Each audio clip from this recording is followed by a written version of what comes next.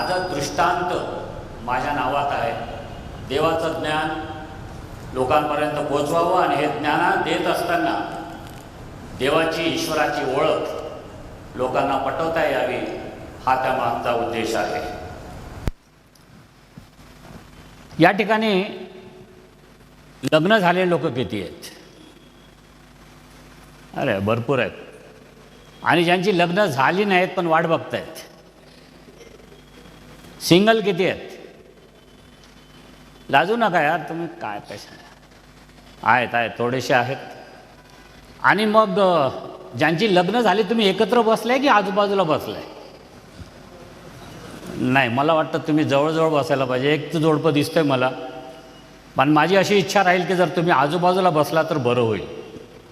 याकरता की कारण ज्यावेळेस मी बोलतो त्यावेळेस जर एखादा चांगला मुद्दा निघाला आणि नवऱ्याला समजून सांगायचं झालं तर बायको काय करते माहीत आहे? नवऱ्याला म्हणते, हे बघा ना, हा मुद्दा तुमच्यासाठी आहे आणि ही करायची संधी मला तुम्हाला द्यायची आहे. नवऱ्याविषयी काय आलं की हा तुमच्यासाठी आहे. म्हणून म्हटलं जरा जवळ बसले तर थोडी मजा येईल, एकमेकाला थोडंसं असं करता येईल. जे शक्य आहे ते बसा, कारण मला माहीत आहे तुम्ही डायव्हर्स घेतलेला नाही आहे, नाही तर तुम्ही इथं नसता. कदाचित तुमची बायको किंवा नवरा तुम्हाला आवडत नसला तरी आजच्या दिवशी बसावं लागणार आहे. भांडणं घरी जाऊन करा, पण इथं तर बसावं लागेल, कारण आपण देवाच्या मंदिरात आहोत. नाही ते बरं होईल, कारण समजायला फार सोपं जातं, कारण तुम्ही एक टीम आहात.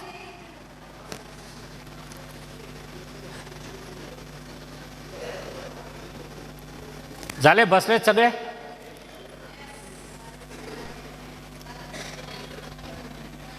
ओके, चला आपण बघूया आता. तुम्हा इथे जे बसले आहेत लग्न झालेले लोक आहात, तुमच्यापैकी किती लोकांचं लव्ह मॅरेज आहे? 1 2 3 4 5 6 सारे सगळे लववर विश्वास ठेवणारे आहेत, सगळे प्रेमी लोक आहेत तिथं. आणि ज्यांचं अरेंज मॅरेज झालंय, हां, ते पण भरपूर आहेत. आणि मी पण आहे अरेंज मॅरेज. आधी अरेंज, नंतर प्रेम केले आम्ही, आणि ती इथं आहेत, माझी बायको या ठिकाणी आहे. अच्छा, मग एकच आपण आपल्या या शिबिराकडे जाण्यात आधारस्तंभच ढासळले तर मोठ्या अक्षरात या ठिकाणी लिहिलेलं आहे. आणि एक घर पडतंय असं दिसतंय, त्याचे खांब हे झालेले आहे. आणि त्याच्यावरून सर्वसाधारण तुम्हाला कल्पना आली असेल की आपण कोणत्या कशाविषयी बोलतो, घराविषयी बोलतो आहोत. आणि याकडे जाण्याआधी मला वाटतं काही गोष्टी आपण स्पष्ट करून घेतल्या पाहिजेत. तुम्ही सेटल झालात का सगळे? म्हणजे आपल्याला बोलता येईल. काही गोष्टी स्पष्ट व्हायला पाहिजेत की आजचा हा सेमिनार कशासाठी आहे. मला माहीत नाही अलिशाने तुम्हाला काय सांगितलंय, परंतु मी तुम्हाला सांगतो की हा सेमिनार कशासाठी आहे. तुमचे भांडणं सोडवायला मी इथं आलो नाही. कृपा करून तुमचे भांडणं माझ्याकडे घेऊन येऊ नका, ते काम मी करत नाही. कारण हा भांडणं सोडो शिबिर नाही आहे. ओके, कुटुंबावर चिंतन करायचं शिबिर आहे, विचार करायची वेळ आहे, आत्मपरीक्षण करायची वेळ आहे. आणि मग दुसरा एक मला वाटत असेल की सोहळकर सेमिनार घेतात फॅमिलीवर, म्हणजे ते अगदी परफेक्ट नवरा आहे किंवा परफेक्ट बाप आहे अशातलाही भाग नाही. आणि माझ्या बायकोसमोर तर मला खोटं बोलता येणार नाही, कारण आम्ही अद्याप भरपूर पोट धरून भांडतो. काल रात्री पण आम्ही भांडलो, त्यामुळे आम्ही अद्याप भांडतो. तर मग तुम्ही जर भांडत असाल तर डोक्याला टेन्शन घेऊ नका. भांडणं वाईट नाही आहे असं कोणी तुम्हाला सांगितलं नसेल, पण मी सांगतो, भांडावं. आणि परत जे तुम्ही या ठिकाणी आलात याचा अर्थ नाही की तुम्हाला समस्या आहेत, प्रश्न आहेत, तुमच्या घरात नेहमी कटकट येत असतातला भाग नाही आहे. आणि जे आले नाहीत याचा अर्थ असाही नाही की त्यांच्या घरात प्रॉब्लेम नाही आहेत. जे आले नाहीत त्यांच्या घरात पण प्रॉब्लेम आहेत, जे आलेत त्यांच्या घरात पण समस्या आहेत, प्रश्न आहेत. हे आपण एक ध्यानात घ्यायचं आहे. तर ते एक ध्यानात ठेवून आपण पुढे निघणार आहोत या प्रवासाला. आपण या ठिकाणी एकमेकाच्या चुका शोधणार नाही. नवरा किती वाईट आहे आणि बायको किती वाईट आहे ते मी तुम्हाला सांगणार नाही आहे. पवित्र शास्त्रही तसं करत नाही आणि मला तो अधिकार नाही आहे. मग आता प्रश्न आहे की मग आलो कशासाठी? कशासाठी आलोत आम्ही? आज जे आम्ही आलो आहे, पहिलं महत्त्वाचं आहे, देवाने आम्हाला त्याच्या प्रतिरूपाचं निर्माण केलं. देवाने आम्हाला जनावराच्या प्रतिरूपाचं बनवलं नाही. देवाने त्याच्या प्रतिरूपात नर आणि नारी बनवले. हे ध्यानात घ्या. नुसतं मनुष्य पुरुष देवाच्या प्रतिरूपाचा असं नाही आहे, इवन स्त्री देखील देवाच्या प्रतिरूपाचा आहे. म्हणून आज आपण जे करणार आहोत की हे जे प्रतिरूप देवाने आपल्याला दिलं, या प्रतिरूपाचा आपण आदर कसा करणार आहोत. जर आपला नवरा देवाच्या प्रतिरूपाचा आहे तर बायको म्हणून तुम्ही त्याचा आदर कसा करणार, आणि जर बायको देवाच्या प्रतिरूपात आहे तर तुम्ही तिचा आदर कसा करणार, हे आपण आज बघणार आहोत. आणि दुसरं आहे की हे जे प्रतिरूप आपल्याला दिलेले आहे, दैवी पण देवाने आपल्याला दिलेलं आहे, आपल्याला देवाने घडवलं आहे. हे याकरता दिलं नाही की फक्त नवरा बायकोने आखो मे बघत राहायचंय, त्याच्यासाठी नाही आहे. हे जे प्रतिबिंब, हे जे काही देवाने आम्हाला दिलंय, हे काही गुण देवाने आम्हाला दिले, हे इतरांकडे प्रतिबिंबित करणं, याकरता आपण या ठिकाणी आलो आहोत. आणि ते संसाराचं उद्दिष्ट आहे.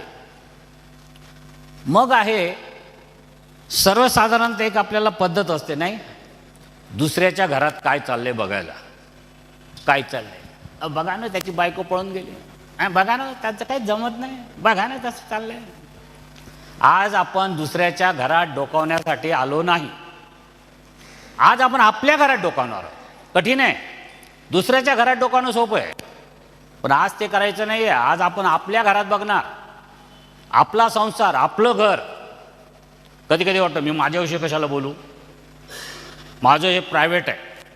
पण लोकांचं प्रायव्हेट नाही आहे, परंतु लोकांचं पब्लिक व्हावं आणि आमचं प्रायव्हेट राहावं, ही जी काय कल्पना आहे ती डोक्यातून काढून टाका. ते फार महत्त्वाचं आहे, ते आपण लक्षात घेतलं पाहिजे. मग प्रश्न असा आहे, आणि दुसरा उद्देश आहे की आज देवबाप आमच्या घराच्या दरवाजाशी उभा आहे आणि ठोकत आहे. या ख्रिस्ताला कसं आत घ्यायचं, वर्षानुवर्षे तुम्ही तर कधी त्याला आत घेतलं नसेल. अद्याप एक ख्रिस्त तुमच्या दरवाजावर उभा आहे. तर अशा ख्रिस्ताला आमच्या घरात कसं घेता येईल, आणि जर ख्रिस्त आमच्या घरात आला तर तो कम्फर्टेबल कसा राहील, अगदी शांत म्हणजे तो राहू कसा शकेल, हा आपण प्रयत्न करणार आहोत. आणि आज दुसरं जे आहे, मी सुखी घराविषयी बोलायला नाही आलो. आपलं घर सुखी कसं होईल, प्रत्येकाला वाटतं नाही, माझं घर सुखी, माझं घर यशस्वी. सुखाची कल्पना वेगळी आहे. सुखी म्हणजे काय, सगळे लोक कमावत आहेत, भरपूर पैसा घरात येतोय, आरोग्याच्या समस्या नाहीत, मोठा डुप्लेक्स बंगला बांधला आहे, ते घर आपल्याला वाटतं सुखी आहे. त्या घराविषयी मी आज बोलणार नाही आहे. मी बोलणार आहे देवभिरू कुटुंब, देवाला घाबरणारं, देवाला भिणारं, ज्याला इंग्लिशमध्ये गॉडली फॅमिली, याविषयी मी बोलणार आहे. हे आपण लक्षात घेतलं पाहिजे. पैशा अडक्याचं जे काही म्हणतात त्याविषयी बोलणार नाही. आणि मग कित्येकदा लोकांना असं वाटतं कुटुंब सेमिनार हा काही आध्यात्मिक विषय नाही आहे. प्रॉफेटिक मीटिंग आध्यात्मिक, वर्शिप आध्यात्मिक, मोठ्या मीटिंग आम्हाला वाटतं की फार मोठं आध्यात्मिक कार्य त्या ठिकाणी होतं. मी म्हणत नाही की त्या ठिकाणी आध्यात्मिक कार्य होत नाही आहे, परंतु कुटुंब हे किती महत्त्वाचं आहे हे मला आज तुम्हाला कळेल की आज आपण जे या ठिकाणी आलो आहोत याच्यातून एक अंदाज येईल की आपण जरी कमी संख्या असलो वाटतं, काहीशे भरगतचं नाही भरलं आहे, परंतु तुम्हाला ते महत्त्वाचं वाटलं आहे. पण आजकालच्या दुनियेत काय चाललं आहे आपल्या पुण्यामध्ये, मी त्याला एक म्हणतो की मॉब स्पिरिच्युअलिटी, म्हणजे झुंड आध्यात्मिकता. मोठमोठ्या मीटिंग भरतात, मोठमोठ्या मीटिंगला आपण जातो, आणि मग मोठमोठ्या मीटिंगला काय घडतं, त्याने प्रेज द लॉर्ड म्हटला की मी पण प्रेज द लॉर्ड म्हणतो, त्याने हालेलुया म्हटला की मी पण हालेलुया म्हणतो, तो नाचला मी पण नाचतो. ही आध्यात्मिकता नाही आहे. आध्यात्मिकता म्हणजे माझ्या बाजूचा जे करतो त्याच्यात मी वागायचं असं नाही. आध्यात्मिकता म्हणजे तुमचं आणि देवाचं जे नातं आहे ते वैयक्तिक आहे, ते पब्लिक नाही आहे, ते प्रायव्हेट आहे. म्हणून हे आपण जे सेमिनार्स करतो की आपण एक एक व्यक्ती म्हणून देवाच्या सानिध्यात कसं जाणार आहोत आणि आपलं नातं कसं बरोबर करणार आहोत, आपल्या कुटुंबाचं नातं कसं एकत्र करणार आहोत, ते आज आपण बघणार आहोत. मग आज आपण समजून घेणार आहोत जे घर देवानी बांधलं त्या घराचं मर्म काय आहे, त्या घराचा उद्देश काय आहे आणि त्यामागे काहीतरी हेतू काय. देवाने का आदामालाच उगाच बनवलं? एक दिवस डोक्याला त्यांनी सगळं काही बनवलं आणि एक दिवस त्याचं डोकं फिरलं की काय त्यांनी माती घेतली आणि आदाम घडवला. कधी कधी असं वाटतं की देवा हे का बनवलंस? ते गाणं आहे ना, काहे बनाये माती के पुतले. का देवाच्या डोक्यात काय नव्हतं, उगीच मातीचे पुतळ बनवत बसला आणि मग फासळी काढली आणि हवाई बनवली. काहीतरी उद्देश असेल, तो उद्देश पण आज आपण बघून जाणार आहोत. लक्षात ठेवा, देवानी पवित्र शास्त्रामध्ये 3 गोष्टी स्वतःहून बांधल्यात. 3 गोष्टी आहेत. मकान म्हणजे घर, मंदिर आणि तिसरं आहे मंडळी. 3 गोष्टी देवाने बांधल्या आहेत आणि या 3 गोष्टीमध्ये हे जिथं देवाचा आधार आहे आणि देवाने ठरवले, ते हे माणसांनी बनवलेलं नाही आहे. तुम्ही जर आज संसारात आहात, संसार करत आहात, तुम्ही एकत्र आहात, ही तुमच्या आईबाबाची इच्छा असू शकते, पण देवाची ती योजना आहे. नेहमी लक्षात घ्या, तुम्ही देवाच्या इच्छेने एकत्र आलात, देवाच्या योजनाखाली एकत्र आलात आणि जिथं जिथं देव आहे तिथं तिथं सैतान आहे. आहे विश्वास आहे, अनुभव आहे. जिथं देव तिथं सैतान असलाच पाहिजे. म्हणून ज्या जगात ज्यावेळेस घर बांधल्या गेलं त्यावेळेस पहिला हल्ला सैतानाने कोणावर करावा? कुटुंबावर. मंदिर नव्हतं त्यावेळेस, मंडळी नव्हती त्यावेळेस, त्यांनी कुटुंबावर हल्ला बोल केला. याच्यावरून लक्षात घ्या की आज ज्याला तुम्ही कुटुंब म्हणतात, तुम्ही जे नवरा बायको आहात, पती पत्नी आहात, तुम्ही लक्षात घ्या की तुमचं नातं देवाच्या दृष्टिकोनातून जितकं मोलाचं आहे तितकं सैतानाला त्यामध्ये स्वारस्य आहे. पहिला हल्ला त्यांनी केला पहिल्या घरावर आणि आज घराकडे बघा काय घडते आपल्या देशात. सगळीकडे बघा, आमचं कुटुंबाकडे बघण्याचा दृष्टिकोन बदलला. आजकाल आम्हाला वाटत नाही की लग्न करायची गरज आहे. आज लग्न न करता आम्ही एकत्र राहायला तयार आहोत, ज्याला लिव्ह इन रिलेशनशिप म्हणतात. लग्न करायचं नाही, एकत्र राहायचं. मग तुमच्यात आणि त्या कुत्र्यात काय फरक आहे? जनावरात आणि माणसात काही फरक आहे की नाही? कमिटमेंट नाही आहे. कुत्रा कधी कुत्रीला कमिटमेंट देतो का? दुसरी आली की तिच्या मागे जातो. एक कळप झालोय, आम्ही एक जनावर झालोय. जे देवानी बांधलंय ते आम्ही विसरलो आणि परत आमचा दृष्टिकोन, देवानी जे ठरवलं, एक पती पत्नी म्हणजे स्त्री आणि पुरुष, आता स्त्री स्त्री लग्न करते, पुरुष पुरुष लग्न करते. हे घडतंय आमच्या देशात. जे ख्रिस्ती कुटुंब आहात तुम्ही हे ध्यानात घ्या की हे आमच्या देशात घडतं आहे, म्हणून आपण सावध व्हायची गरज आहे. आज व्यभिचाराची व्याख्या बदलली आहे, माहिती आहे? देशाने बदलली आमच्या. आज तर तुम्ही एखाद्या परक्या स्त्रीशी संबंध ठेवता, तो व्यभिचार नाही आहे, चॉईस आहे आणि लीगल आहे ते. आज आम्हाला कुटुंब बदलले, कुटुंबाची व्यवस्था बदलली आहे, कुटुंबाचं सगळं जीवन आणि दृष्टिकोन बदलले आहेत. आणि हा दृष्टिकोन तुमच्या घरात जर येणार नसेल असा तुमचा विश्वास असेल आणि या भ्रमात जर तुम्ही असाल तर हे खोटं आहे. सैतान कधीही केव्हाही तुमच्या घरात येऊ शकतो. आज मुलांना लग्न करावं असं वाटत नाही, त्यांना गरज वाटत नाही लग्नाची. कशासाठी लग्न करायचं आहे? लग्नाशिवाय जर सगळं मिळत असेल मग लग्न करायचं कशासाठी? म्हणून म्हटलं ना, आपण कळप झालोय, जनावर झालो.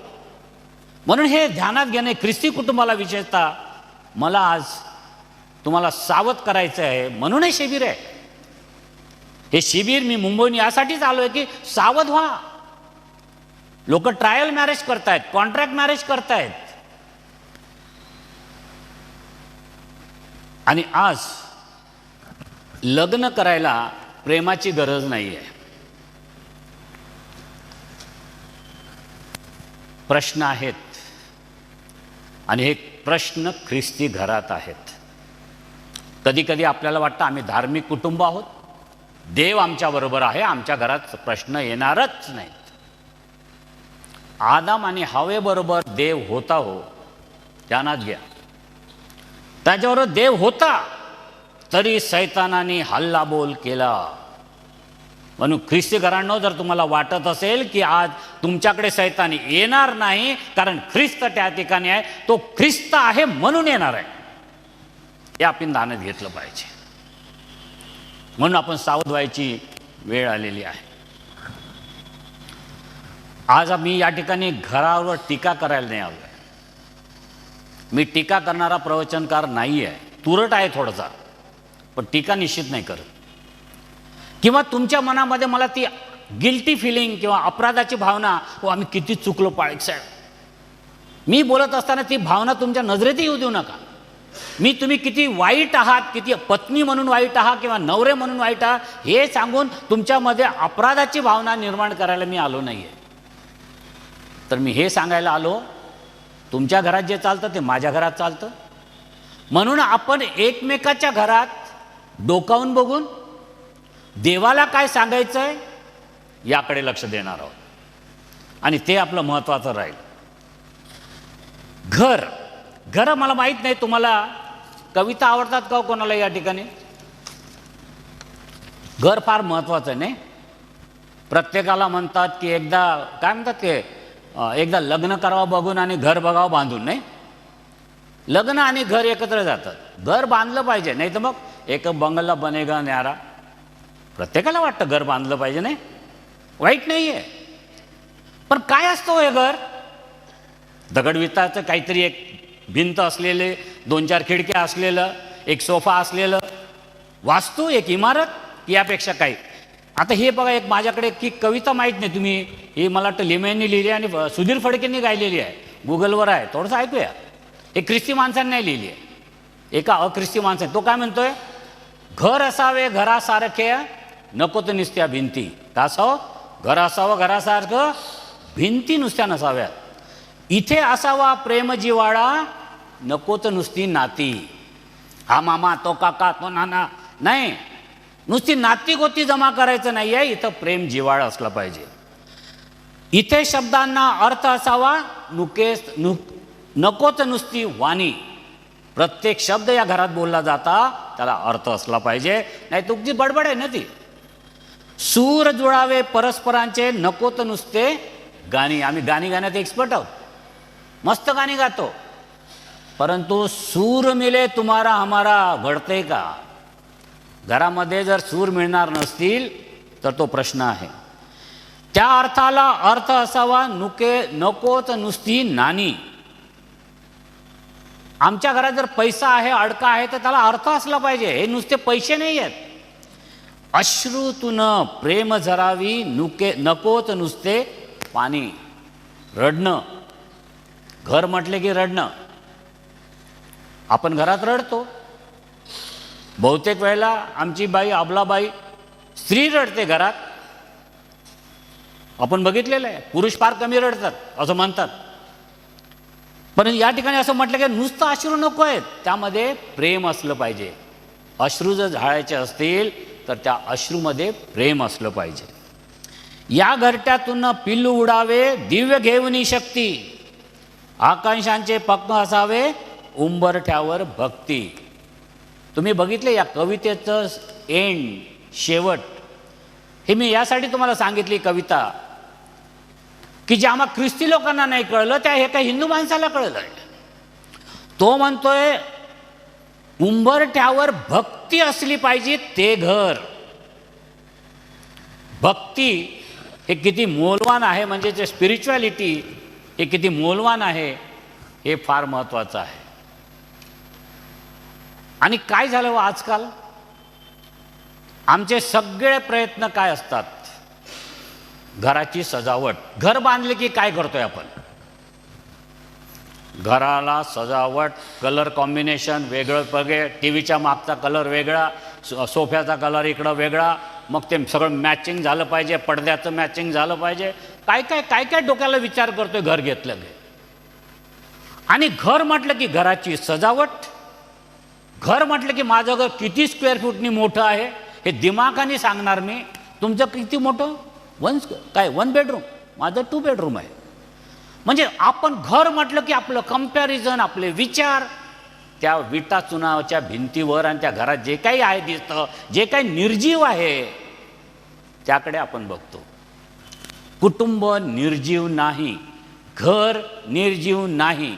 त्या ठिकाणी लोक असतात जे भांडतात, राहतात, एकमेकावर भरपूर प्रेम करतात, कधी कधी अबोला धरतात, कधी कधी एकमेकाला भांडे फेकून मारतात, पण ते घरच असतं. हे आपण ध्यानात घेणं फार अत्यंत मोलाचं आहे. आणि म्हणूनच ज्यावेळेस आपण घर बांधतो आपण काय करतो, माझे हिंदू मित्र असतील तर ते वास्तुशांती नाही का नारळ फोडतील, वास्तुशांती करतात. ख्रिस्ती लोक पाळक साहेबांना बोलावतील, आम्ही थँक्स गिव्हिंग सर्व्हिस करतो, मग मिठाचं पाणी घेणार, मिठाचं पाणी सगळ्या कोपऱ्यावर शिंपडणार, बाप पुत्र पवित्र आत्म्याने आशीर्वादित करणार. आम्ही सगळे करतो कशासाठी, घराचं संरक्षण व्हावं म्हणून. आमच्या घरात भूतकेत येऊ नयेत, या घरात आरोग्याच्या समस्या येऊ नये म्हणून आपण सगळ्या प्रकारच्या प्रार्थना करत असतो आणि काळजी घेत असतो. आणि ही आमची कल्पना आहे, आम्ही ते करत असतो. आणि कधी कधी तर आम्ही घराची नावं, आमची स्पिरिच्युअलिटी आहे, आध्यात्मिकता आहे, घराची नावं मोठी मजेशीर ठेवतो नाही. बघाय पहिलं घर काय, शालोम. काय आमच्या घराचं नाव, शालोम. शालोम म्हणजे काय, पीस. आणि घरात चला सगळे पीसेस आहेत. कुठं आले हो पीस, शालोम म्हणे. दुसरं घर, जोवा जायरा, देव पुरवतो. आज चला घरात 6 लाखाचं कर्ज आहे. कोणत्या जेव्हाने काय पुरवलं त्यांना, की तुम्ही घेतलं की नाही, जेव्हा जाय. काही काही ठिकाणी माहिती आहे घराची नावं, नेस्ट, घरट. चला घरट्यात, घरट्यात काय हो, सगळे पक्षी उडून गेले.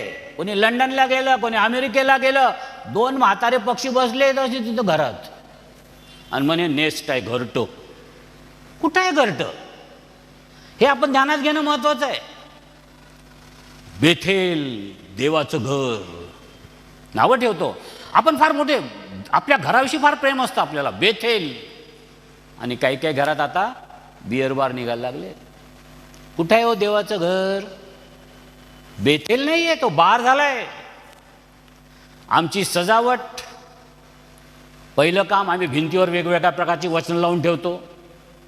घरात काही काही घरात गेलं तर नुसते वचनच वचनं. काही काही ठिकाणी नुसते पवित्र शास्त्र, आपलं मोठं वधस्तंभाची प्रतिकृती, कोणी ऑल्टर बनवतं, वेगवेगळे प्रकार आहेत. आणि काही काही ठिकाणी हे जे पवित्र शास्त्र आहे ना, एक बेडरूमला ठेवतात, एक हॉलमध्ये, एक किचनच्या जवळ, सगळीकडे ठेवतात. सगळ्या मागं कल्पना काय असते, की घर आशीर्वादित राहावं, घरामध्ये दुःख संकट नको आहे. परंतु या घरामध्ये जे लोक राहतात यांचं सुख, यांचं आरोग्य तुमच्या सोफ्यावर अवलंबून नाही आहे, तुम्ही लावलेल्या चित्रांवर अवलंबून नाही आहे, तुम्ही बनवलेल्या ऑल्टरवर अवलंबून नाही आहे, ते अवलंबून आहे तुमच्या स्वतःवर. म्हणून आज आपण जे बोलणार आहोत घराविषयी नाही, घरात राहणाऱ्या लोकांविषयी. आणि हे घर बनवलं कोणी, देवाने. पवित्र शास्त्र काय म्हणते, स्तोत्र 68 आणि 6 मध्ये, देव कुटुंबवत्सल बनवतो. घर हा शब्द पवित्र शास्त्रात, विशेषतः नवी करारात 33 वेळा आला आहे. आणि तो कुटुंबाच्या संदर्भात वापरलेला आहे. आणि 99 वेळा हा शब्द इमारतीविषयी वापरण्यात आलेला आहे. मुलगी शोधणं, घराची स्थापना सुरुवात जिथं करतात ना, देवानी पूर्ण एक अध्याय, उत्पत्तीचा 24वा अध्याय, 67 वचन आहेत त्याच्यात. ही उत्पत्तीमध्ये फार मोठा इतिहास आहे, पण त्या एवढ्या इतिहासामध्ये 67 वचनं देवानी एकाच गोष्टीला दिले, पोरगी कशी शोधायची. महत्वाचं नाही, देवाच्या दृष्टीने महत्वाचं आहे, आमच्या दृष्टिकोनातून ते महत्वाचं आहे. आणि म्हणूनच आज वधूवर वाढलेत ना, वधूवर संमेलनं वाढलेली आहेत. आणि पती पत्नी यांचा संबंध पवित्र शास्त्रामध्ये ख्रिस्त आणि मंडळी यांच्याशी जोडला आहे. जनावराच्या संबंधांविषयी नाही, ख्रिस्त मंडळी कसं याचं प्रेम आहे त्यावर नवरा बायकोचं जीवन. म्हणजे मला कुटुंब, जे तुम्ही पती पत्नी आहात, तुम्हाला मला हे सांगायला पाहिजे की तुम्ही ज्याला कुटुंब म्हणताय, नवरा नवरी किंवा पती पत्नी आहात, तुमचे संबंध इतके मोलाचे आणि मोलाचे आहेत की त्याचंही तुलना या जगात फक्त ख्रिस्त आणि मंडळीची झाली आहे. आणि पौल काय म्हणतो, हे मोठं रहस्य आहे. खरंच रहस्य आहे प्रियांनो. पती पत्नीचे संबंध रहस्यमय आहेत. देवाने ज्या रीतीने आपल्याला एकत्र केलं आहे ते रहस्यमय आहे, हे आपण जाणून. आणि तुम्ही बघा, पूर्ण पवित्र शास्त्रामध्ये सिंगलहूडच्या ना एकटेपणाविषयी फारसं लिहिलेलं नाही. ॲटलिस्ट जुन्या करारामध्ये एकटं राहण्याविषयी कुठंच लिहिलेलं नाही. फक्त मला वाटतं यशामध्ये षंड लोकांविषयी लिहिलं आहे. म्हणजे देवाची कधीही इच्छा नव्हती की आपण एकटं राहावं. देवाची नेहमी इच्छा होती की आपण कुटुंब म्हणून जगावं. म्हणजे तुम्ही जे आज एकत्र आहात त्या देवाच्या इच्छेने आहात. हे बघा, जगातला स्वर्ग या जगावर जर स्वर्ग जर बघायचा असेल या जगामध्ये, तर घराशिवाय ते दुसरं नाही आहे. मुलांची पहिली शाळा जर काय बघायची असेल, जिथं मुलं शिकून पुढे जातात, जिथं त्यांना पहिलं बाळकडू दिलं जातं, ती आहे हे घर, कुटुंब. हे आपण ध्यानात घेणं फार महत्त्वाचं आहे. आणि जर तुमच्या मंडळीचं आरोग्य जर कशावर अवलंबून असेल, तर ते तुमच्या घरांवर अवलंबून आहे, तुमच्या कुटुंबावर अवलंबून आहे. जर तुमचे कुटुंब सुदृढ असतील तर तुमच्या मंडळ्या देखील सुदृढ असतील. आणि नवरा बायकोचे संबंध ज्याविषयी आज आपण दुपारी बोलणार आहोत, फार महत्त्वाचं आहे प्रियांनो. कधी कधी आपल्याला वाटतं, आजकाल मी माझ्या याच्यामध्ये त्या हँडबिलवर लिहिलं होतं, आजकाल काय झालं, आम्ही एकत्र आहोतो पण आम्ही स्वतंत्र आहोत. आम्ही एका घरात राहतो पण आम्ही वेगळे आहोत. तुझा पगार वेगळा, माझा पगार वेगळा, तुझं बँक वेगळं, माझी बँक वेगळी, माझा खर्च वेगळा, तुझा खर्च वेगळा. आम्ही एकत्र आहोत पण स्वतंत्र आहोत. कुठंतरी हे संबंध इंडिपेंडंटच्या नावाखाली ढासळत चालले आहे. आणि कधीकधी जे पती लोक या ठिकाणी आहात, जर तुमच्या पत्नीशी तुमचे संबंध जर चांगले नसतील तर तुमची एकही प्रार्थना ऐकली जाणार नाही. हे मी सांगत नाही, हे देवाचं वचन सांगते. जर तुम्ही वाचलं, मी तुम्हाला वचन देतो, त्या ठिकाणी असं म्हटलेलं आहे, पहिले पेत्राचा 3ऱ्या अध्यायात गेलं की जर नवऱ्याने बायकोचा आदर केला नाही तर त्याची प्रार्थने ते सर्वात मोठं अडखळण असणार आहे. आपली प्रार्थना ऐकली जाईल की नाही हे आपल्या नात्यावर अवलंबून आहे. अर्थात तेच एकमेकाच्या नात्यावर अवलंबून आहे. तेच पत्नीच्या बाबतीत पण आहे. नवऱ्याशी जर तुमचे संबंध चांगले नाही, तुमच्या प्रार्थना ऐकल्या जाणार नाही. पवित्र शास्त्र आम्हाला दाखवतं की आमचं नवरा बायकोचं नातं किती मोलाचं आहे. काल करतो आम्ही लग्न 4 मुलं पैदा करण्याकरता, त्याकरता नाही आहे. ते बघणार आहोत आपण कडे काय आहे ते. आणि कधी कधी तुम्ही एक बघा, देवाचे अनेक लोक हे कुटुंब वत्सल होते. जुन्या काळात हनोक, अब्राम, नोहा, मोशे, यहोशवा, इयोब, पेत्र, प्रिसिल्ला, अक्विला नवीन करारात, हे सगळे देवाचे लोक होते जे लग्न करून राहत होते आणि लग्न करून ते देवाची सेवकाई करत होते. म्हणजे देवाची सेवा लग्न झालेले माणसं करू शकत नाहीत, भरपूर घरातले प्रश्न असतात, अशातला भाग नाही. या लोकांनी ते दाखवलंय की आम्ही लग्न करून देखील देवाच्या सेवेत राहू शकतो. आणि जर घर महत्त्वाचं नसतं तर पवित्र शास्त्रात येशू ख्रिस्तांनी घरात जी मिनिस्ट्री सेवकाई केली याविषयी इतकं लिहिलं गेलं नसतं. येशू ख्रिस्त प्रत्येक वेळेला घरात होता. म्हणजे येशू ख्रिस्त म्हणजे साक्षात देव. दुःखात लाजराच्या घरी तो होता, यायराच्या घरी होता, आणि दुःखात येशू रडला. कुटुंब, आपल्या घरात जर तुम्हाला आज वाटत असेल माझ्या घरात दुःख आहे, माझा ख्रिस्त कुठं आहे, तो आपल्या घरात आहे. आपल्या दुःखात येशू ख्रिस्त सदैव असतो आणि हे वचन आहे. आपल्याला जर आरोग्याची गरज असेल तर ख्रिस्त आपल्या घरात आहे, म्हणून त्यांनी पेत्राच्या सासूला बरं केलं. आपल्या घरात तो दुःखात आहे, तो आरोग्यासाठी आपल्या घरात आहे.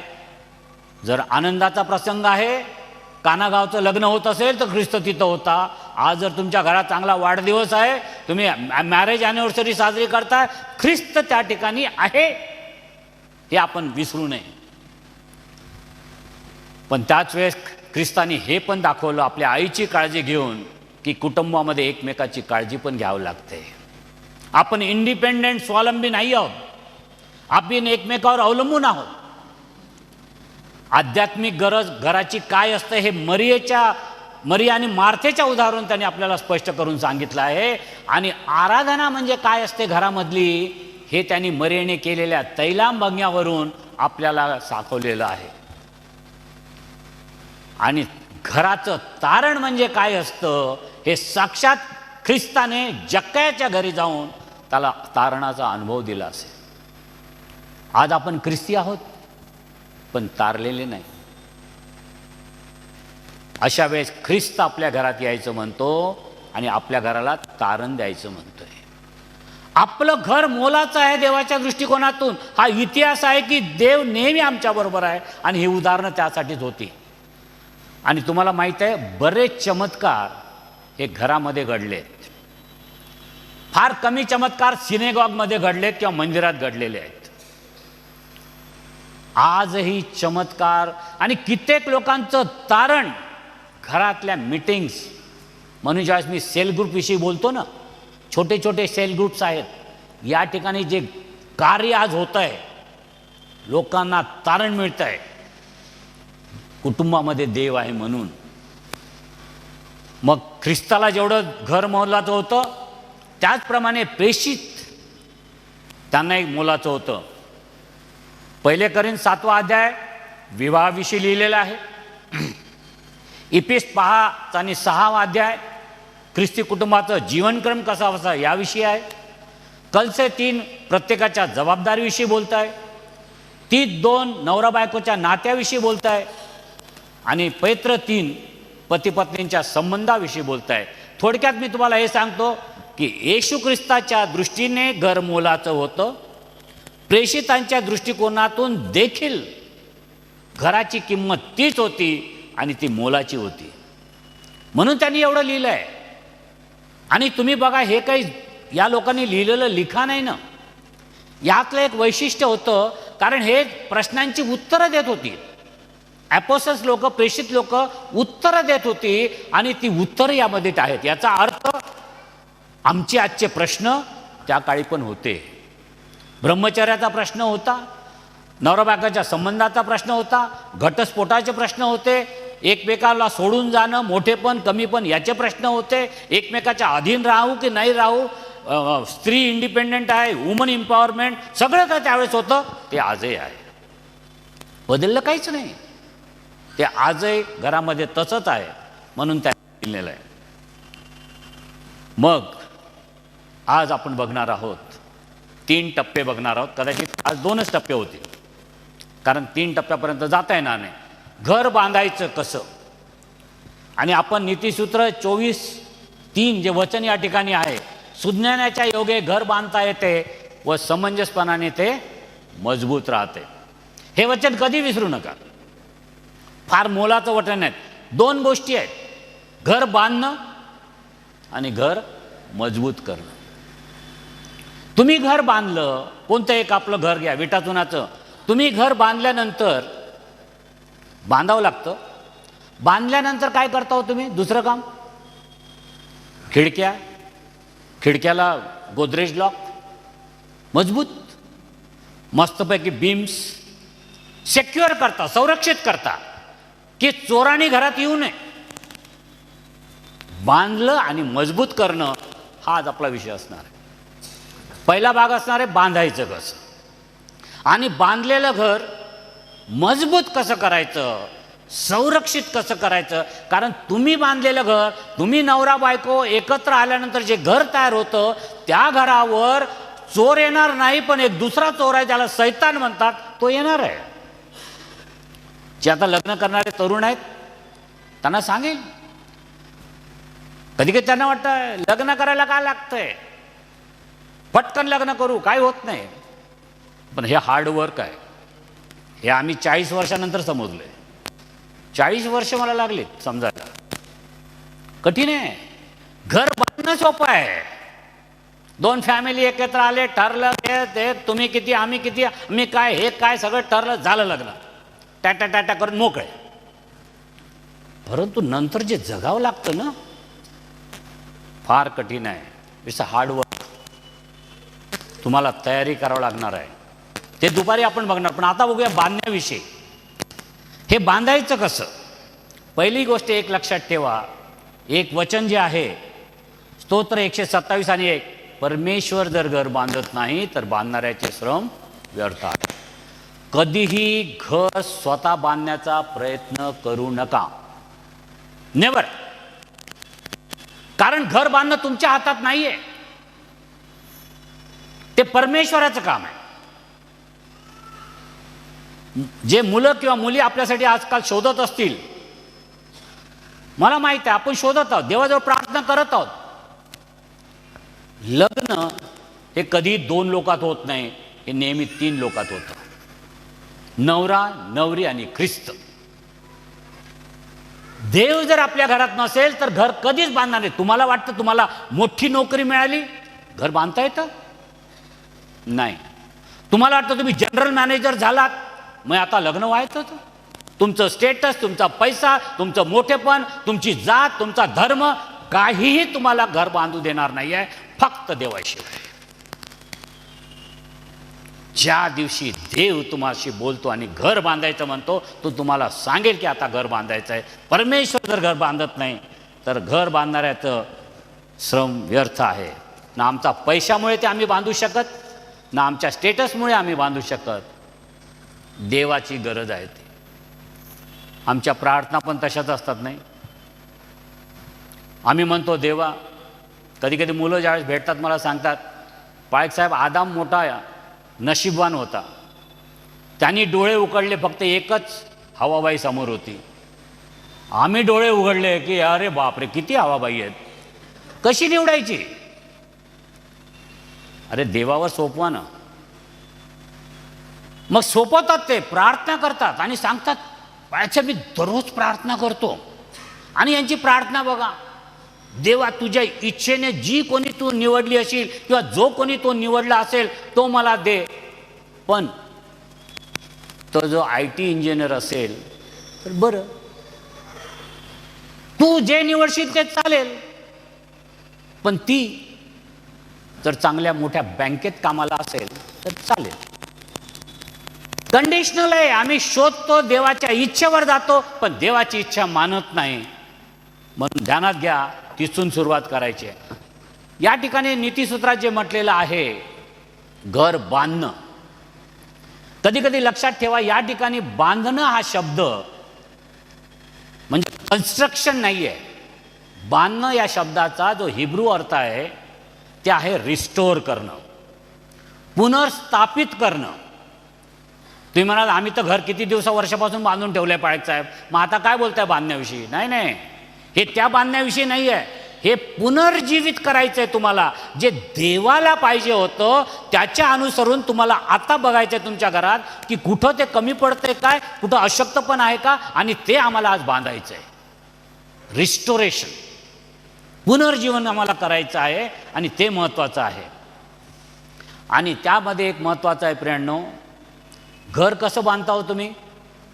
सिमेंट घेतलं, काही लाकूड आणलं, विटा आणल्यात, बनलं घर तुमचं?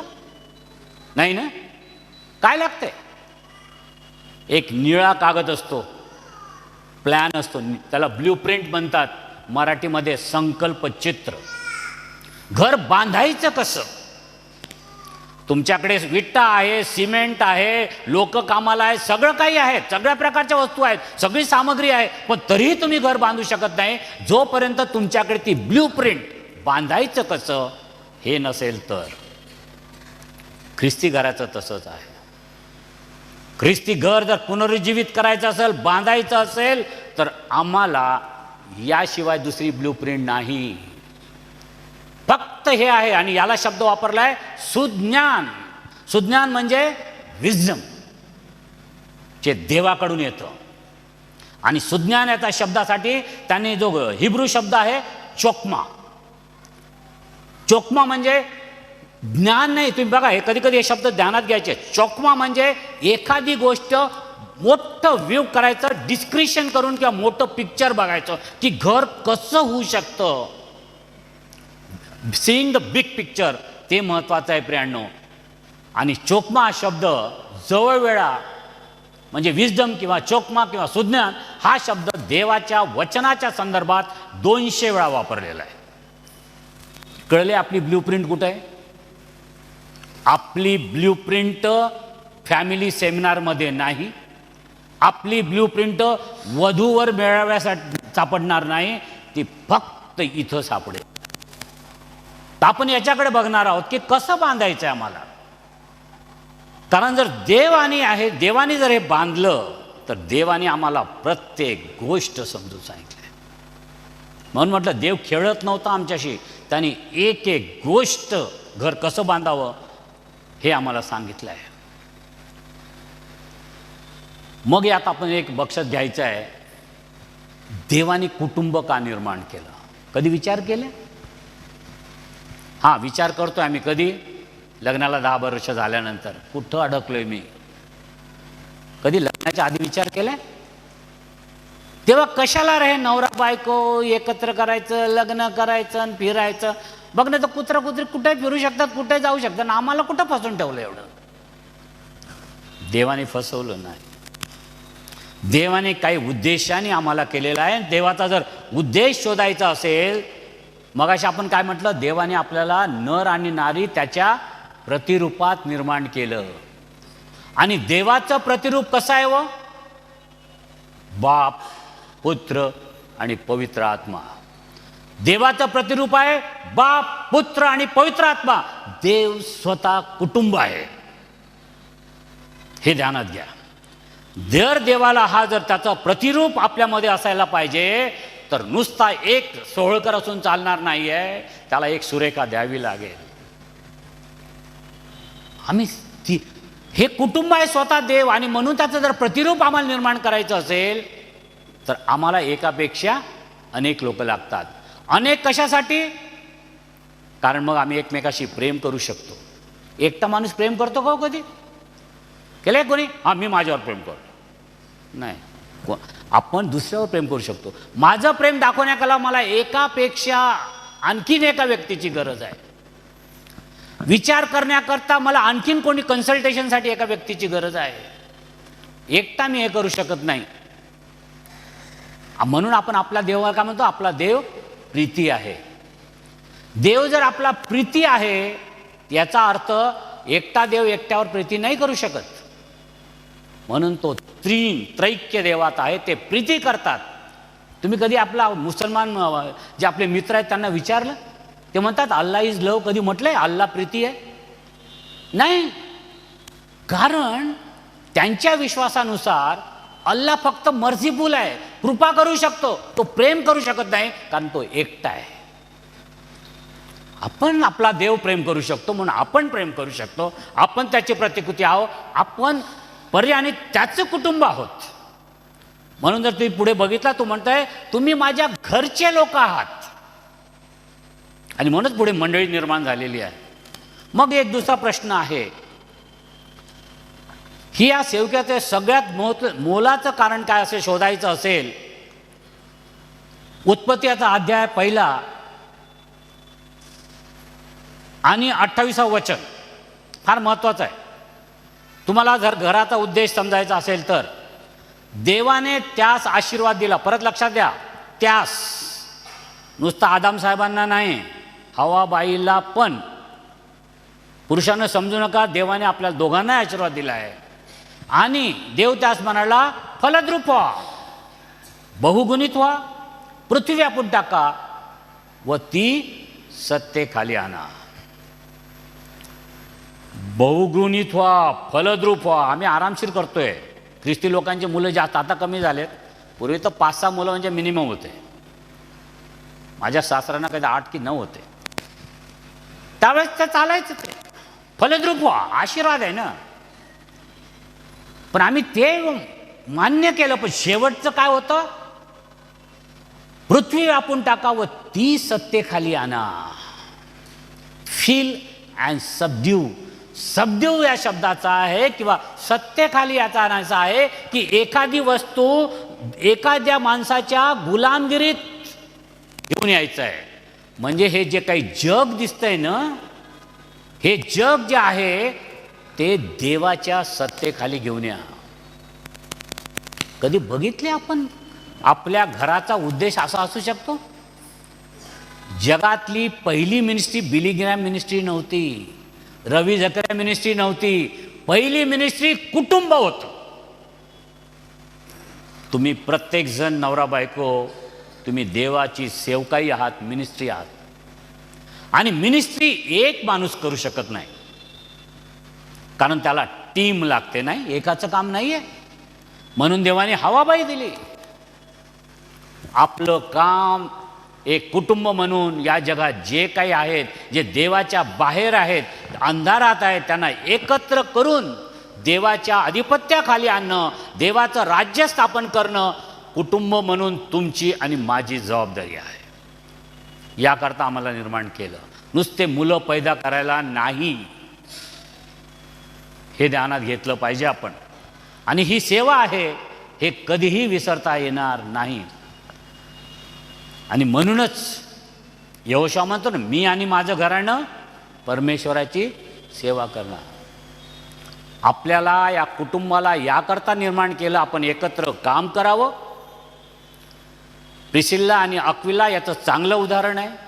एकत्र आपण आराधना करावी आणि एकत्र आपण साक्ष द्यावी. Work, worship and witness. 3 गोष्टीसाठी कुटुंब तयार झाले. 3 महत्त्वाची गोष्ट आहेत. एकत्र काम करणं याचा अर्थ एकच काम करणं नाहीये. देवाची सेवा जिला आहे ते एकत्र आपण जायचं आहे. देवाची आराधना एकत्र व्हायची आहे आणि साक्ष द्यायला एकत्र बाहेर पडायचं आहे. प्रत्येक कुटुंब ही देवाची सेवकाई आहे, हे आपण लक्षात घ्या. मग आता माझा प्रश्न आहे आणि तुम्हाला समजायला चालेल की या कुटुंबाची सुरुवात कुठून होते हो? लग्न, विवाह, विवाह बंधन. काही वेळ त्याच्याकडे आपण जाणार, कारण तुम्हाला ज्याची सुरुवातच कळली नाही, घर काय कळेल तुम्हाला? शादी क्या होती है मालूम नहीं. म्हणून आपण समजून घेऊया शादी क्या होती है, विवाह बंधन काय असतं हे आपण लक्षात घ्यायची गरज आहे. आणि याविषयी इब्री 13 काय म्हणते? लग्न सर्वस्वी आदरणीय असावं. तुम्ही ज्याला लग्न म्हणता, विवाह म्हणता, ते आदरणीय असावं असं पवित्र शास्त्र म्हणतं. याचा अर्थ काय आहे? देवाच्या दृष्टीने तुमचं एकत्र येणं, तुम्ही लग्नाच्या बंधनात एकत्र येणं हे अत्यंत रिस्पेक्टफुल, आदरणीय काम आहे. म्हणून त्याची तुम्ही किंमत केली पाहिजे. हे सांगितलं. हा पोरखेळ नाही. जे लग्न करणार असतील त्यांना मी सांगेल, लग्न करणं हा पोरखेळ नाही आहे. कारण लग्न ख्रिस्ती व्यक्तीनुसार देवाच्या दृष्टिकोनातून अत्यंत वेगळ्या दृष्टिकोनाचं आहे. काय असतं हो लग्न? ख्रिस्ती लग्न आणि वेगळ्या लग्नांमध्ये फरक आहे. ख्रिस्ती लग्नामध्ये पहिलं आहे हे पब्लिक असतं. आमची लग्न म्हणजे प्रायव्हेट अफेअर नाही आहे. मी माझी बायको गेलो कोर्टात, घेतलं लग्न करून, हमने सोचा था, हमने किया. नो,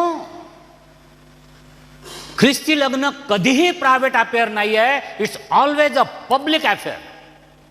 म्हणूनच आम्ही आमचं लग्न 3दा गाजवतो.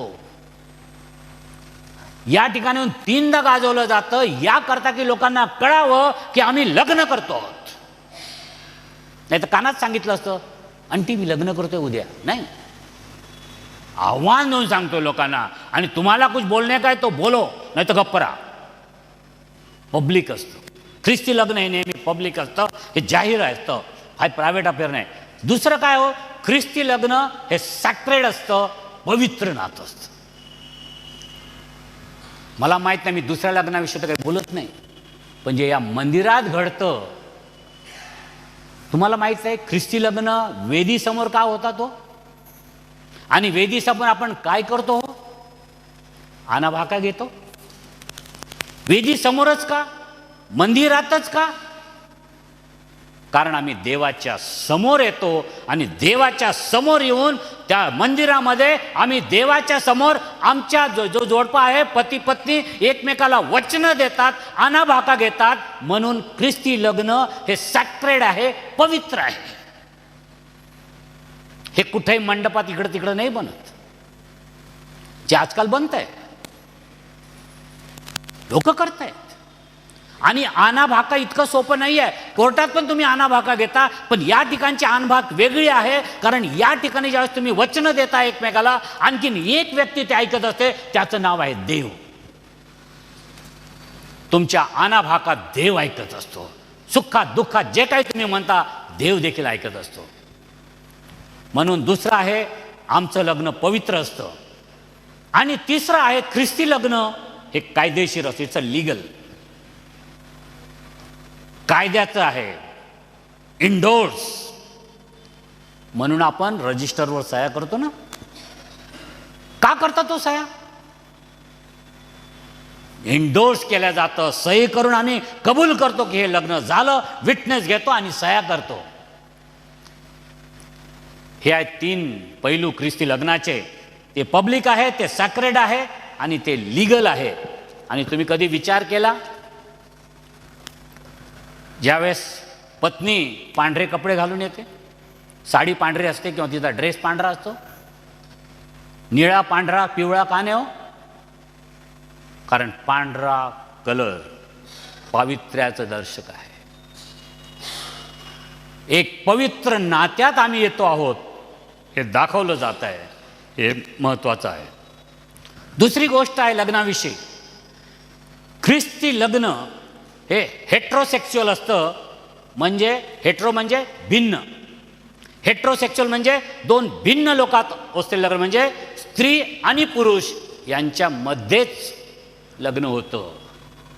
आज स्त्री स्त्रीशी लग्न करताय, पुरुष पुरुषी लग्न करतोय, हे ख्रिस्ती लग्न नाही. इट्स अन हेट्रोसेक्च्युअल, म्हणजे स्त्री आणि पुरुष. दुसरं आहे हे मोनोगॅमस आहे. मोनोगॅमस म्हणजे एक पुरुष आणि एक स्त्री, एक पुरुष आणि 10 बायका, किंवा एक बायको आणि 10 पुरुष, असं लग्नाची कन्सेप्ट पवित्र शास्त्रात नाही. हे आपल्याला माहीत असलं पाहिजे. आणि नंतर आहे तिसरं, हे परमनंट असतं, कायमचं असतं. फक्त 3दा आपल्याला घटस्फोट घेता येतो, मरण, व्यभिचार आणि त्यागणं. नाहीतर मरणाने वियोग होईपर्यंत आपल्याला एकमेकाला सोडता येत नाही. तुम्ही घर बदलू शकता, नोकरी बदलू शकता, पण आपला पती किंवा आपली पत्नी पवित्र शास्त्रानुसार तुम्हाला बदलण्याचा अधिकार नाही. हे ध्यानात घ्या. हे आहे खरं आपल्या याचं स्वरूप. आणि लग्न ध्यानात घ्या, हा इव्हेंट नाही आहे, एक प्रोग्राम नाही आहे.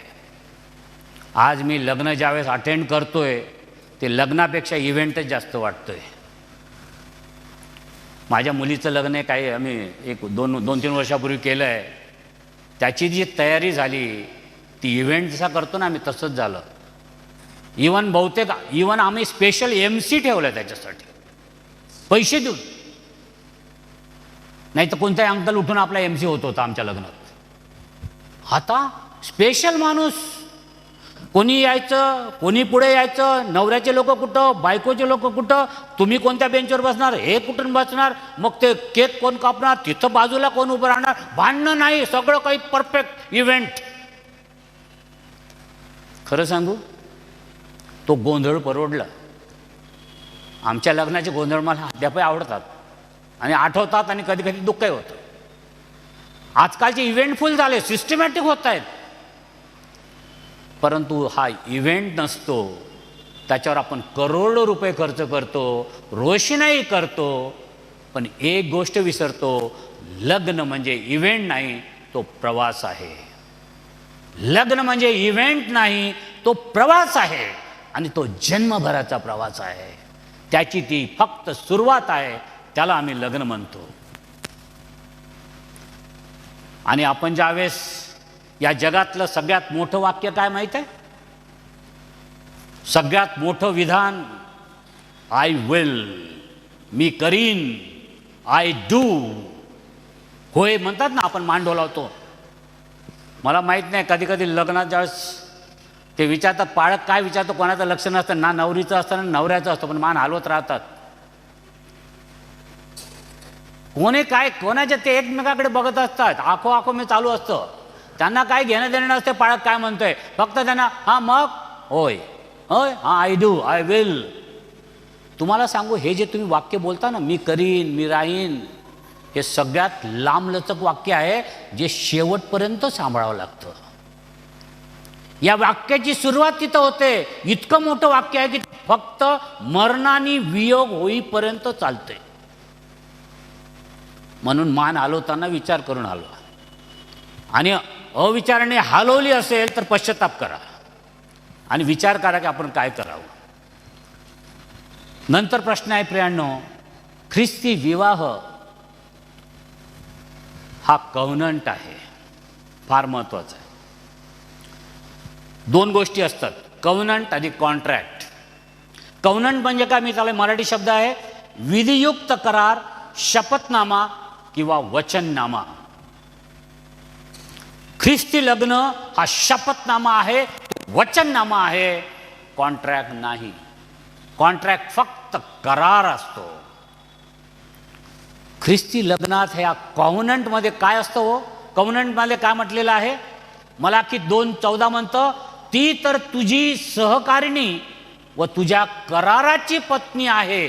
तुझी कव्हनंट वाईफ आहे.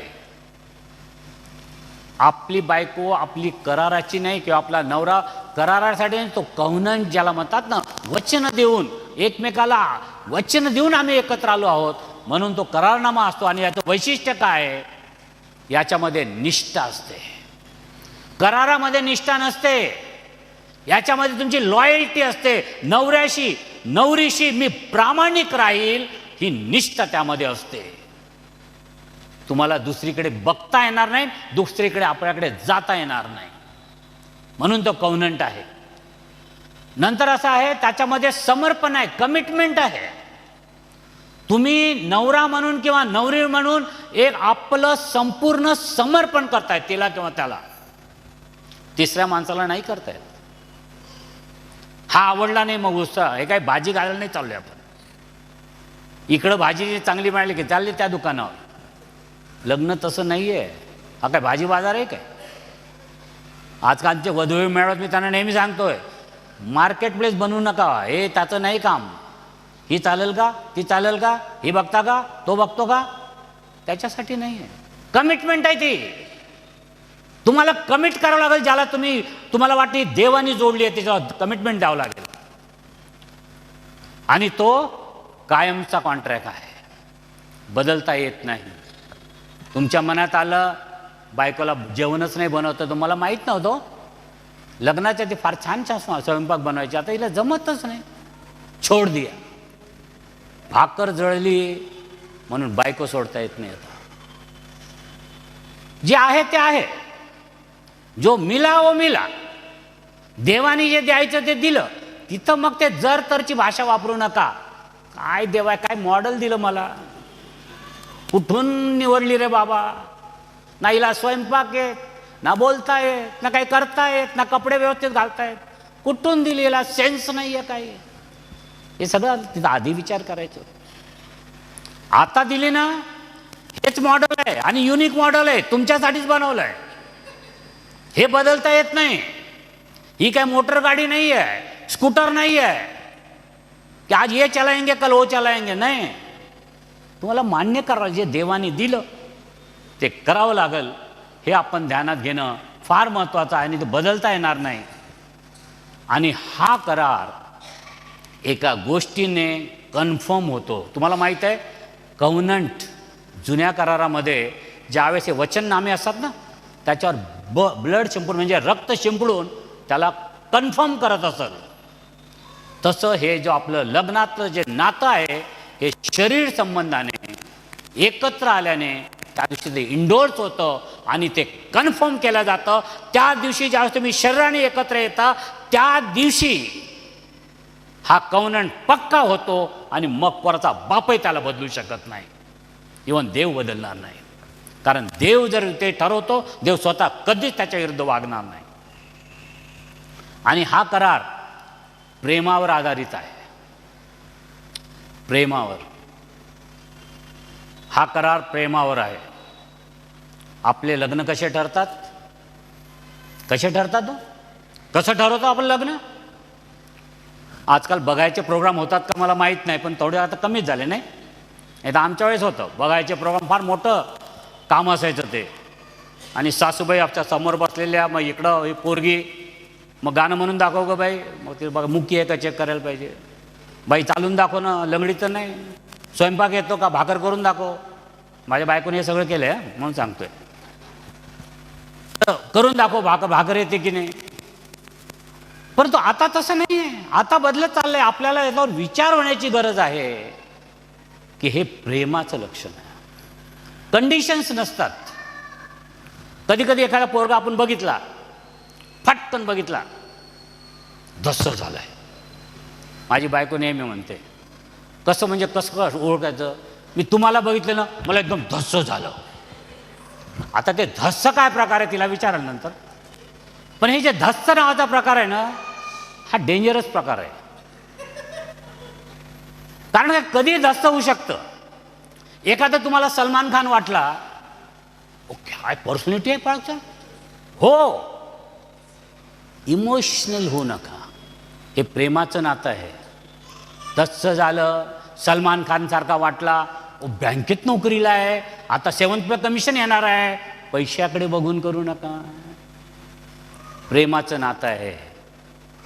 ह्या कंडिशन्स काय करते याला तुम्हाला माहिती आहे. घर आपल्या पवित्र शास्त्रात सांगितलंय, एक घर दगडावर होतं आणि एक रेतीवर होतं. चुकीच्या अपेक्षेने जर तुम्ही घर बांधाल तर त्या चुकीच्या अपेक्षेचं तुमचं जे घर आहे ना, ते कोळांडणार. जास्त दिवस नाही चालत. विचार करा. आहे, मला वाईट आहे, रेतीवर घर बांधणं इतकं सोपं नाही आहे. तुम्हाला रेती काढावं लागेल. तुमच्या डोक्यातले जे विचार असतील, अपेक्षा असतील, फालतू विचार असतील, ते काढावं लागतील. तुम्हाला खोदावं लागेल, वेळ लागेल त्याला. 1 महिना, 2 महिना, 6 महिने लागतील. वेळ घाला. धस्स झालं म्हणून लग्न करू नका.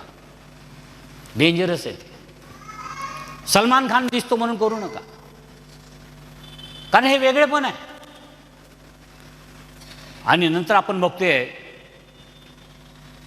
मोशे, येशू आणि पौल यांनी याविषयी लिहून ठेवलं आहे. आणि नंतर मी जे सांगणार आहे, या विवाहाचा अर्थबोध काय काय आहेत ती 3 आधारस्तंभ आमच्या लग्नाची, आमच्या विवाहाची. ती जर ढासळली तर आमचं घर असं दिसेल. फार मोलाची 3 आधारस्तंभ आहे. आणि ते वचन मी तुम्हाला त्याकडे घेऊन जाणार आहे. आणि ते वचन आहे दुसरा अध्याय उत्पत्तीचा 24वं वचन, यास्तव पुरुष आपल्या आईबापा सोडून आपल्या स्त्रीशी जडून राहील, ती दोघे एकदेव होतील. या ठिकाणी 3 महत्वाचे शब्द आहे. आपल्या आईबापा सोडून, स्त्रीशी जडून आणि एकदेह होणे. पहिला शब्द आहे जो या ठिकाणी आपल्याला बघायला मिळतो ते आहे सोडणं. मूळ भाषेत हा शब्द आहे अजब, AZAB. अजब म्हणजे लूज करणं किंवा त्यागणं. काय असतो सोडणं म्हणजे? तो आपल्या आईबापा सोडेल. आदामाला आईबाप नव्हते, मग देवाने हे जे लिहून ठेवलं यामागे कारण असावं. काय कारण होतं? सोडणं म्हणजे आहे तरी काय? त्याला अजब शब्द आहे. आणि सोडणं याचा जर आपल्याला समजायचं असेल तर त्याचा शब्द आहे, समजा हे मी कागद घेतला आणि हे दोघं कागद मी ग्लू किंवा फेविकॉल लावून चिकटवला आणि काही वेळेस ठेवला. आता हे जे मी चिकटवलेला कागद आहे हा वेगळा करायचा प्रयत्न करा, वेगळा होईल का हो? फेविकेल का जॉइंट है, जोड़ दिया, ट्राय करा, नाही सोडताय ना. थोडा वेगळं करायचा प्रयत्न केला तर याचं का होईल? हे पान फाटेल, हा कागद फाटेल. जोडणं याचा, सोडणं याचा अर्थ आहे की त्यांना अशा बंधनात अशा रीतीनं चिकटवणं, कागदासारखं ग्लूइंग, ग्लू करणं. अजब ग्लू करणं आहे, तुम्हाला ते सोडता येत नाहीये. हे जुळं मूल आहे खरं म्हणजे. जुळं मूल बघा, तोडता येतं तुम्हाला ते नाही, कारण त्याचा जीव प्राण एकत्र झालेले असतात. त्याला म्हणतात, म्हणून त्याला सोडता येत नाही असं म्हटलेलं आहे. मग याचा अर्थ असा आहे का आई वडिलांना सोडायचं? काही काही लोक त्याचा उपयोग करतात या वचनाचा. पवित्रशास्त्रात म्हटलं आई बापाला सोडायचा आला निघा दुसरं भाड्याने घर घेऊन. नाही आहे, याचा अर्थ तसा नाही आहे. याचा शुद्ध आणि तांत्रिक खऱ्या अर्थाने टेक्निकली विचारायचं झालं याचा अर्थ एवढाच आहे की तुम्ही आता नवरा बायको म्हणून वेगळे झालेला आहात. तुमची जबाबदारी आता आई वडिलांनंतर सगळ्यात पहिली जबाबदारी तुमचे पती आणि तुमची पत्नी आहे. जबाबदारी बनली, कॉन्सन्ट्रेशन बदललंय. कधी कधी काही काही घरात मी बघितलं सगळ्यात मोठं आहे की आम्ही हे समजलं नाही. म्हणून काय होतं, लग्न झाल्यानंतर नवऱ्याला काही लागलं तो आईजवळ जाऊन पैसे मागतो. जर ते बायकोनी बघितलं तिला काय वाटेल? हे नवऱ्याने समजायला पाहिजे. तिला वाटेल माझ्याशी लग्न केलं आहे, मी त्याची बरोबरची आहे, माझी जबाबदारी बरोबरची आहे, आणि तो आईला पैसे मागतोय. पगार आला की आईला देऊन टाकतो.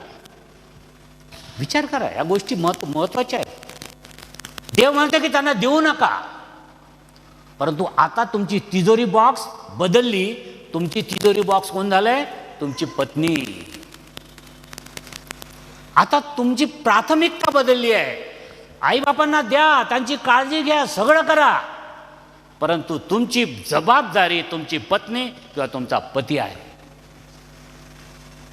आणि दुसरं असतं, ज्यावेळेस ती स्त्री जे पती आहे त्याने ध्यानात घ्या, जेही तुमची नवरी तुमच्या घरात येते ती आपलं स्वतःचं घर ज्या ठिकाणी ती सुरक्षित असते ते सगळं सोडून ती अशा ठिकाणी येते तिथलं कल्चर तिला माहीत नाही आहे, ते लोक कसे आहेत माहीत नाही आहेत, त्यांचं बोलणं चालणं कसं आहे तिला माहीत नाही आहे. तुम्ही जात नाही तिच्या घरात. ती ज्यावेळेस तुमच्या घरात येते ती एका अनिश्चित वातावरणात येते, असुरक्षित वातावरणात येते. आणि म्हणून मी कधी कधी विचार करतो की बाया ज्यावेळेस लग्न जाताना तू बघितलं नवरा रडताना कधी नाही ना? नवरा नाही रडत, बाईच रडते नेहमी. का हो?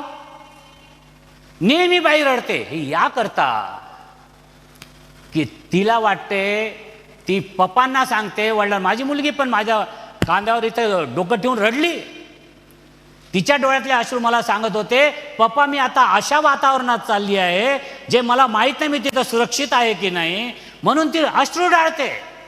प्रत्येक नवरी लग्नाच्या दिवशी बिदाईच्या वेळेस अश्रू ढाळते, रडते.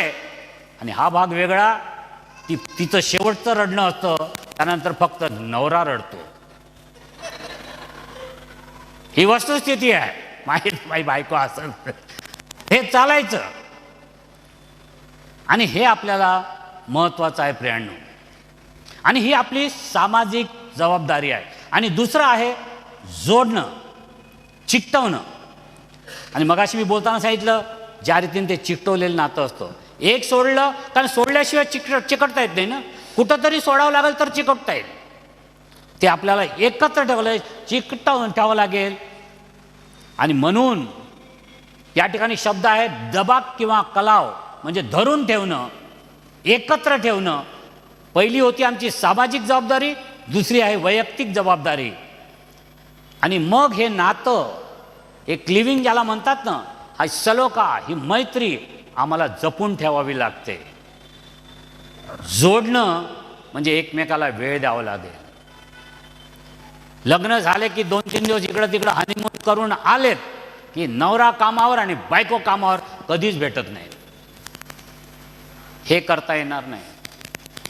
आम्हाला एकत्र यावं लागेल आणि त्यावर विचार करावा लागेल. आणि नंतर शेवटचं जे आहे प्रियांनो, ती एक देह होतील. फार महत्त्वाचं आहे. एक देह होणं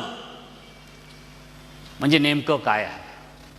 आम्हाला माहीत आहे हे शारीरिक संबंधाविषयी.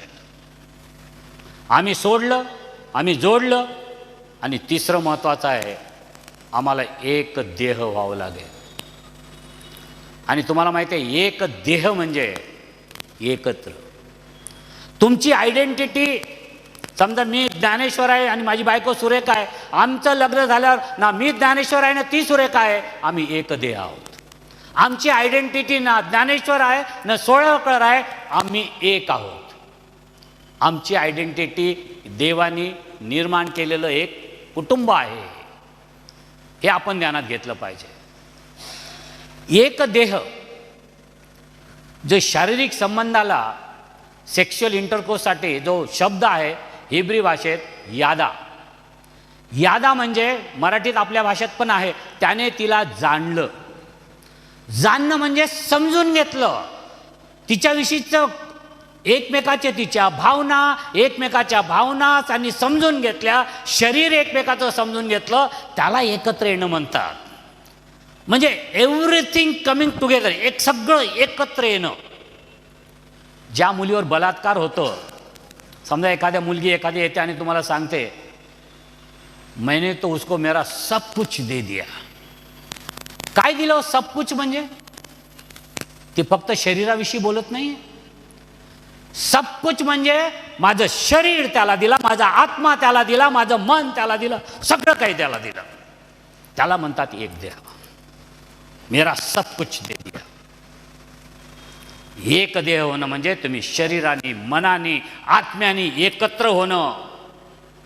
हे फार महत्त्वाचं आहे प्रियांनो. आणि हे आपण ध्यानात घेतलं पाहिजे.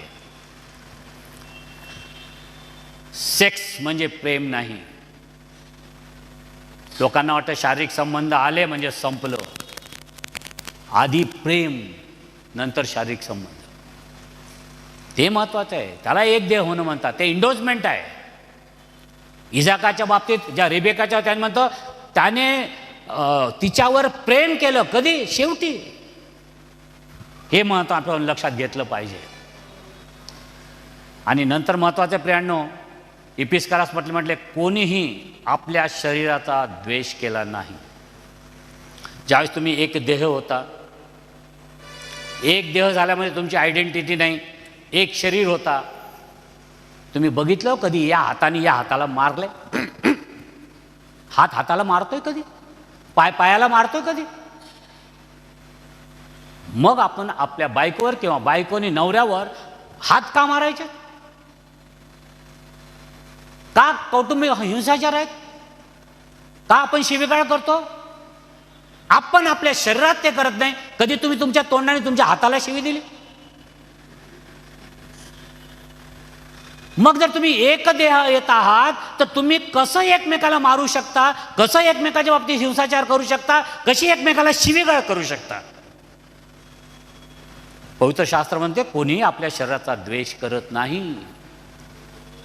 जर आपण एक देह आहो आणि एक शरीर आहो तर आपल्याला एकमेकाचा द्वेष करता येणार नाही, एकमेकाला शिव्या देता येणार नाही, एकमेकाला मारहाण करता येणार नाही, एकमेकाचा अनादर करता येणार नाही आणि एकमेकाचा कोणतेही जे जगाचे दुष्कृत्य आपल्याला करता येणार नाही. याला म्हणतात एकदेह होणे आणि ती जबाबदारी आहे आमची. आणि नंतर आपण बघतोय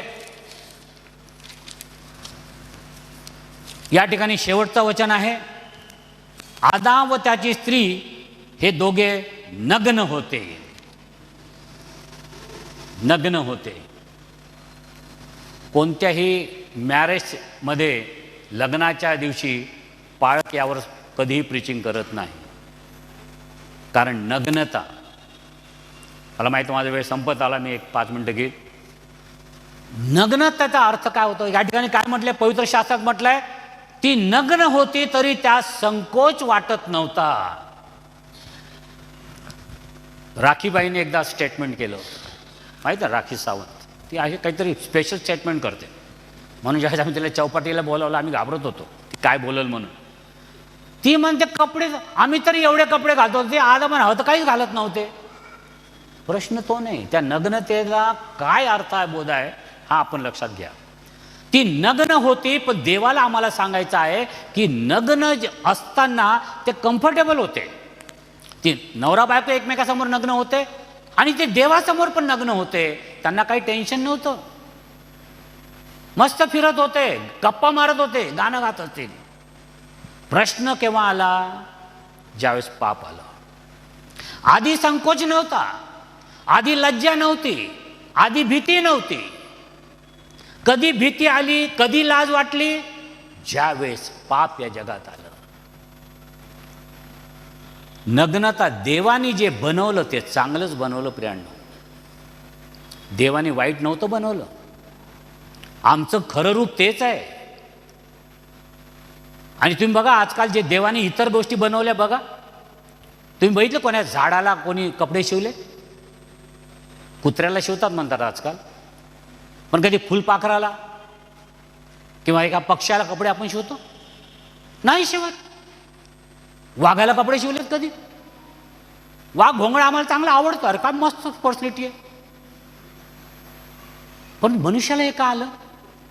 कारण पाप आलं. आणि काय झालं? पाप आल्यामुळे जो आमचा संकोच होता, आम्ही देवासमोर आरामाने, आमच्यामध्ये कोणत्या प्रकारचं अडखळण नव्हतं, पण पाप आल्यानंतर पहिलं अडखळण आलं पाप नावाचं, आणि मग आम्हाला कपड्याची गरज भासली. कारण आम्ही पारदर्शक राहिलो नाही आहोत. आमच्या जेवानी जसं बनवलं म्हणून आम्ही शेवटी काय केलं? पानं, अंजिराच्या झाडाची पानं बांधायला लागलो. तुम्हाला वाटतं देवाच्या समोर अंजिराच्या पानाचा काय उपयोग होता? आणि किती दिवस हो? बकरीनं खाऊन टाकले तर काही अर्थ नव्हता त्याचा. शेवटी देवाला सांगावं लागलं तुमचा प्रश्न या अंजिराच्या झाडाच्या पानांनी सुटणार नाहीये. तुमच्या जीवनात, तुमच्या वैवाहिक जीवनात, तुमच्या कौटुंबिक जीवनात जे घडलं आहे ते अंजिराच्या पानांनी सुटणार नाहीये. त्याच्यासाठी तुम्हाला ख्रिस्ताचं रक्त लागेल, देवाची क्षमा लागेल, तरच ते होऊ शकेल. मला माहित नाही आज तुमच्या घरात काय स्थिती आहे. आज आपण त्यावर विचार करायची गरज आहे. विचार व्हावा.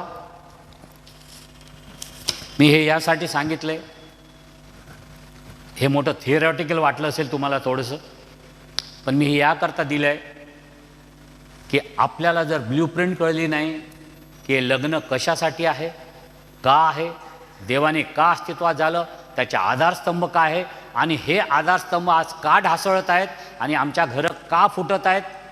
कदाचित काही घरं फुटत नाही आहेत, परंतु जे त्या घरातली जी अस्वस्थता आहे, जो संघर्ष आहे, घरातली होणारी दररोज भांडणं आहेत, लोक बघतायत. ख्रिस्ती घराने आज मीठ आणि प्रकाश म्हणून राहायची गरज असताना आज आपला काय आदर्श आहे? मला वाटतं जर आपण कुठं चुकत असू, त्या सेशनच्या शेवटी एवढंच म्हणेल, आज आपल्या घरात डोकावून बघा, तुमचे प्रश्न, तुमच्या समस्या काय आहेत. देवाने जे रचलं तिथं कुठं आम्ही चुकलो तर नाही ना, हे आम्ही विचार करण्याची गरज आहे. आज दिवस आहे तो, पश्चाताप करावा लागेल.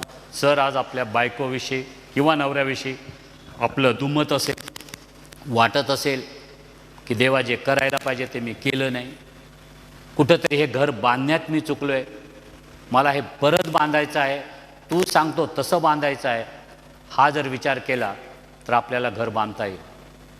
दुपारचं सेशन अत्यंत मोलाचं आहे. मला माहीत आहे दुपारी आत्मा उत्सुक राहतो पण शरीराचं काही खरं राहत नाही. पण तुम्हाला एक वचन देऊ, मी तुम्हाला दुपारी झोपू देणार नाही.